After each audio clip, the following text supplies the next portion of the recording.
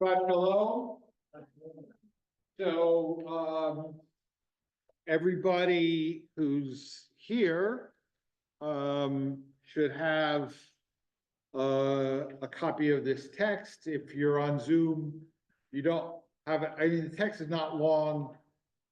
Don't really have to have it in front of you to get what I'm trying to do. So, but I'll remember to read it or refer back to it. Okay, so the first text is from a collection of midrashim known as Pirkei de Rabbi Eliezer. Okay, and scholars date it from the 9th century. Okay, so this is of a type of literature known as pseudepigrapha. Pseudepigrapha. Why pseudepigrapha? Pseudo, right? Like fake or whatever, epigrapha. In other words, it is attributed to somebody who didn't actually write it. Okay, so this is attributed to Rabbi Eliezer ben Hyrcanos, who is a important figure in the Talmud. There's the Achnai story, not in heaven. He's in there. He's actually like the bad guy in there. He's the one who gets excommunicated. But scholars and Leopold Gratz, who lived in Germany in the mid-1800s, is the first person. They date it to the 9th century of the Common Era, so the 800s in Eretz Yisrael. And why do they do that? Because a lot of the midrashim contained in here, it happens not what we're actually reading this morning, go to great pains to make Ishmael look really, really bad. Okay, so now here's the question, right? I mean, I've got my adjunct professor of history juices going, right? So it takes pains to make Ishmael look bad, and therefore that's why we believe it is from the 9th century CE in Eretz Yisrael. And the question is, right, how does the one thing prove the other, right? So right, I'll repeat, it goes to great pains to make Ishmael look bad, therefore we think it's from the 9th century Common Era in Eretz Yisrael. Because the Muslims conquered the region around that time, and so therefore the Jews were really probably not as happy with the Muslims as the Muslims. Exactly. So I guess it's not my adjunct professor of history juices, but my high school history teacher juices going. Although, you know, JDS, I mean, right? So, right, exactly that, right? This is more or less the era of the Muslim conquest of Palestine, right? So, you know, just like early midrashim made Esau look really bad because Esau is Edom is Rome, and Rome is Christianity, right? So Ishmael is the Arabs, which is Islam, right? So you can't write bad stuff about the actual occupying power. So you write allegorical bad stuff about the occupying power, and that's the reason. So anyway, so here's the text, right? Because just as a reminder, right, and you know, this is something we lose by doing the triennial, is we don't see the flow of the narrative, right? I mean, there are a lot of reasons that the triennial is good, but this is a reason why it's not so good, because we don't get the flow. So at the end of last week's Parsha, right, we have the Akedah, and then some filler material to catch us up on genealogy, right? That's what we have. And then boom, Sarah is dead. Okay, so the question is there a connection between the two things, right? I mean, now it could be, right? The only thing I remember from 4 semesters of college economics is the post hoc ergo propter hoc fallacy, which means one thing happens, then another thing happens, therefore the first thing caused the second thing, right? Not necessarily, right? I mean, I have 5, and this is true, I have 5 pairs of eyeglasses. I chose this morning to wear the only one that do not darken in the sun, therefore it is sun, right? Maybe, maybe not, right? But, so yeah, so the Akedah, and then Sarah dies, right? So the question is there a connection between the two of them? And this text tells us there is, okay? So when Abraham, and this translation is from the early 1900s.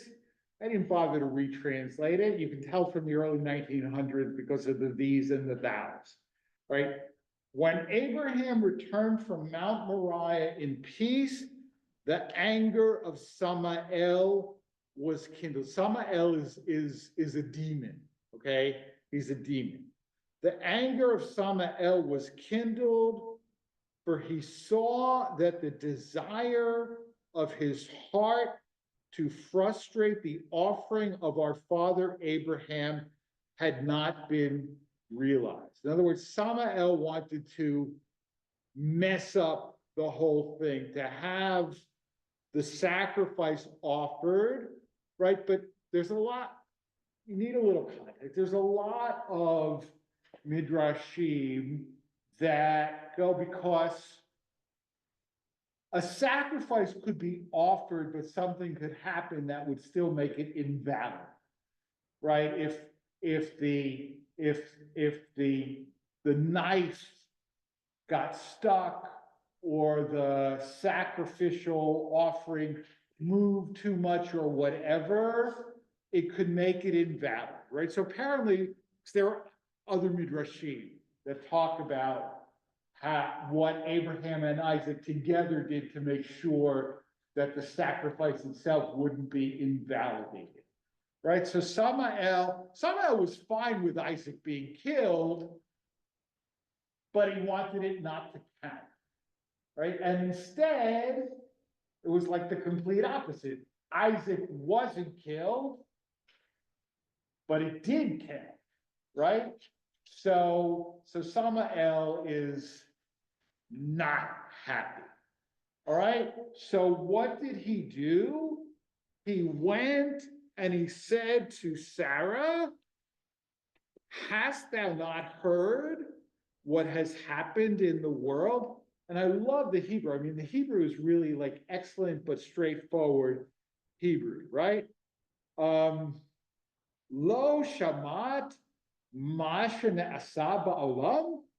Right? Have you not heard what happened in the world, what is done? And she said to him, no. He said to her, thy husband Abraham has taken thy son Isaac and slain him and offered him up as a burnt offering upon the altar. Okay, so Samael lied and said, hear what your idiot husband did? No. He sacrificed your only son. Okay, so Sarah, not gonna take that. Well, she began to weep and cry aloud 3 times, corresponding to the 3 sustained notes of the shofar tekiah. Okay, so she cried 3 times. That sounded like tekiah, right? Tekiah of the shofar. And then she gave forth 3 howlings corresponding to the 3 disconnected short notes of the shofar. That's shivarim, doo-doo, doo-doo, doo-doo. And her soul fled and she died. Okay, so, well, all right, so 2 things here, right? One is that, yes, according to this midrash, there's definitely a connection between the Akedah and Sarah's death, right? It's not a post hoc ergo propter hoc fallacy to believe that, right? Sarah died directly as a result of the Akedah, because, yeah. God in charge lives and dies. Well, Why would he causes a person to die and he takes the person to him? Why would he do that with Sarah? well, I mean, I don't think the Bible necessarily, look, there are different levels, right? And all right, we're gonna have to do some theology, but I just want to say that, look, there is this fairly common belief that if God is in charge, everything that happens is the will of God. And I don't think that the Bible believes, in fact, I don't think that that normative Judaism believes that, but certainly the Bible does. I mean, so, right, I mean, Cain was punished for killing Abel. Right, I mean, people do things and then they're punished, right? Or people do things, so, no, I don't think, I mean, this is definitely attributed to Samael, and it's not the will of God. But Samael, of course, is a liar, right? It didn't, I mean, there's a connection, but he wasn't really killed, but Sarah doesn't know that. Right, I'm just gonna say that, not a direct correlation in my mind between the Akedah and her understanding of the lie that was told to her. So it wasn't actually the Akedah, Isaac didn't die, but she was told it. Right, And so based on that information, that's what killed her. right. But I was thinking that since that's not true and this guy is a bad demon guy, I was. Right, right, the point is, misinformation and disinformation is deadly, right? It's true now, it was true then, okay? So there's this definite connection, right? Even if it's, a connection that is like because of lies and misinformation, right? But still, yeah, Brian, the next question is, why would she believe? why would she believe him? And not wait for her husband to come back, or her son comes back to see what was going on, why did she immediately believe? Right, well, why does she believe? Maybe it's not out of character, I don't know, it's a great question. I mean, there are other midrashim that say that she actually saw a vision of it, but she didn't see the whole story, right? Because Abraham, I mean, it did bind Isaac on the altar and prepare to slaughter him, right? And if she saw that in a vision, that's enough for her to die, right? So it's a good question. Why did she believe him? I don't know. He's a demon, maybe he's already. All right, but maybe it's not out of character, right? Maybe it's not out of character for him, right? Maybe, I mean, he's a religious nut job, and she found it plausible, right? I mean, look, I don't know you that well, but I know you well enough that I could make up a lie about you, tell it to Lauren, and she would find it credible, right? Right, okay, so that's what he did. I guess, I don't know, it's a good question. Right, so, Rabbi, you can't leave Lauren and Brian in that, so you better get a different kind of closure on that. I promise not to do it. Okay.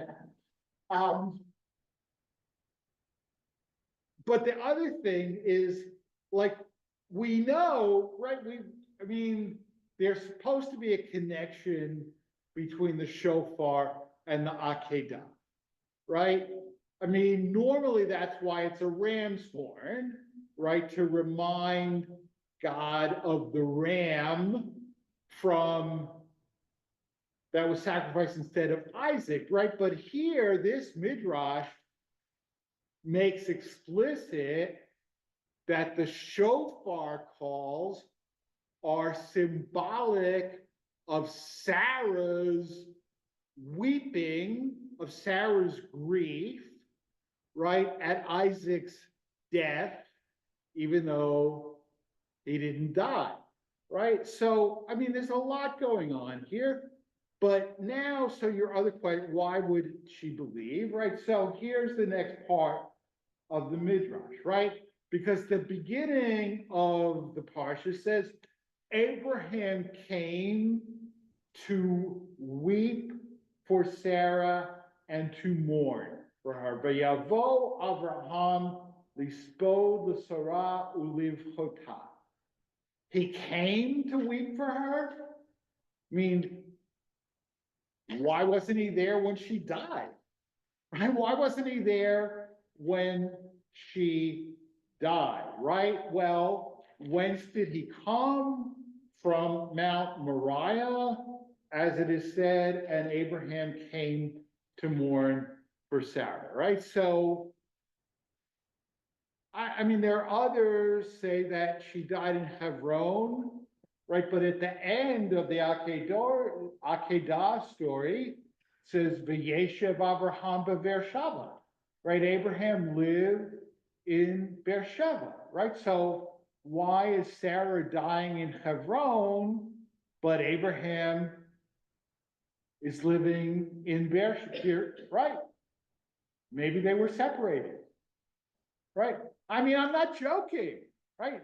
Maybe they were separated, right? And he's living in Beersheba and she's living in Hebron. So that, I mean, not that far, but it's like,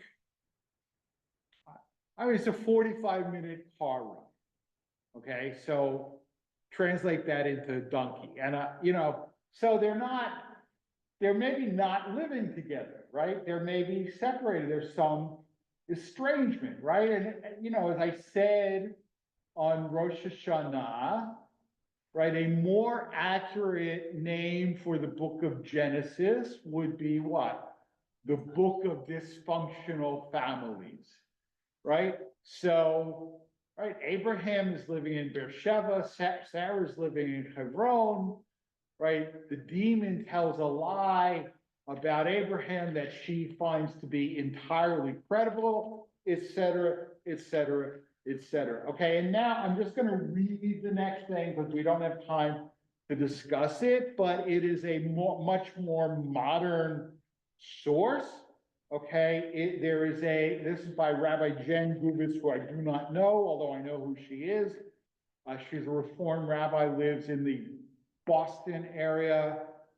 She does some part-time congregation work and a lot of other teaching and writing and stuff. And there was a commentary that came out a while ago that is a Musar-based commentary anyway. So this is from that commentary, right? So rabbinic sages teach that after the trauma of the Akedah and then his mother Sarah's death, Isaac took a long leave of absence from his family, right? Maybe not a bad idea, okay? In the Torah text, we hear about him, but we barely hear a word from him, okay? And this is true. I mean, there is no record in the Torah of Abraham and Isaac talking with each other or even being together. I mean, yeah, Isaac is with his father to bury him, right? But not before, right? And there's very little, I mean, even what we read, Isaac got married. He didn't say anything. I mean, I'm not saying he didn't say anything to Rivka, but there's no record of it. I mean, he is a man of very few words, right? So, I mean, maybe he got so traumatized by the Akedah that it really kind of messed him up, right? So so some commentators say the trauma was so painful that he died of fear. Others imagine he was blinded, okay? And there are midrashim, right, that the angels were crying, and their tears fell into his eyes, and that's what blinded him. Okay, other commentators envision that it was neither death nor illness, but rather that Isaac's departure was a multifaceted journey of resilience and recovery. Bereshit Rabbah teaches that after the Akedah, Isaac went to study in a Beit Midrash, a house of learning, drowning his sorrows and his past in the books and traditions of our people. He immersed in a community of learners and seeks. Now, all of this is speculation, right? But you know, I mean, I assume Rabbi Gubitz is pointing us in a certain direction, right? That if you have a trauma and maybe even you estranged from your family, go sit and learn in a yeshiva for a while, right? I mean, it's not necessarily a fix for everything, but immerse yourself in our tradition. Now, of course, that's anachronistic, right? I mean, right? He goes and learns in a yeshiva. Right? From who? Right? I mean, you know, but you know, nevertheless, and again, I mean, no time for this, but the idea that he was so traumatized that he became, you know, possibly mute, possibly whatever, and estranged from his family, not implausible, right? I mean, you know, if my dad tied me to an altar and, you know, I might not want to have a lot to do with him after that either. I don't know, but anyway. Shabbat Shalom. And continue with the Kaddish before Musaf service, page 155 or 428. Then we'll go on to the Amidah, say the first page.